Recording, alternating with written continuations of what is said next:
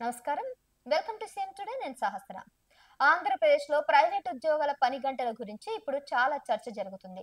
ప్రభుత్వం కొత్తగా కొన్ని మార్పులు చేసింది. దాని ప్రకారం ప్రైవేట్ కంపెనీలలో పనిచేసే ఉద్యోగులు రోజుకి 9 గంటలకు బదులు 10 గంటలు పని చేయాలి. అంతేకాదు ఓవర్ టైమ్ చేసే సమయాన్ని కూడా పెంచారు. దీనివల్ల కంపెనీలు ఎక్కువ ఉత్పత్తి చేస్తాయి. ఎక్కువ లాభాలు వస్తాయి. దాంతో ఎక్కువ ఉద్యోగాలు వస్తాయని ప్రభుత్వం చెప్తుంది. ఇతర రాష్ట్రాల్లో కూడా ఇలాగే ఉంది. అందుకే పెట్టుబడులు పెట్టేవారు మన రాష్ట్రానికి వస్తారని ప్రభుత్వం వాదిస్తోంది. కానీ చాలా మంది దీన్ని వ్యతిరేకిస్తున్నారు.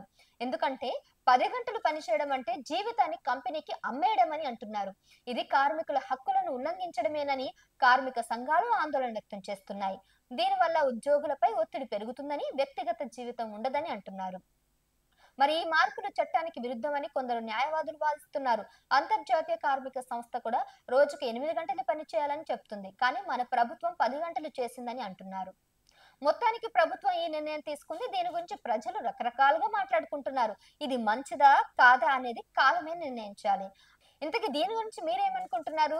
ఒకవేళ 10 గంటలు గనుక పనిచేసినట్లయితే ఆంధ్రప్రదేశ్ అభివృద్ధి జరగబోతుందా? లేకపోతే కార్మికుల సంఘాలు ఏవైతే ఉన్నాయో వాళ్ళు చెప్తున్నట్టుగానే వాళ్ళ హక్కులను ఉల్లంఘించినట్టు జరుగుతుందా? దీని గురించి ప్రభుత్వం మరొకసారి ఆలోచించాలి. మరి మీ అభిప్రాయాన్ని కూడా కింద కామెంట్ చేయండి.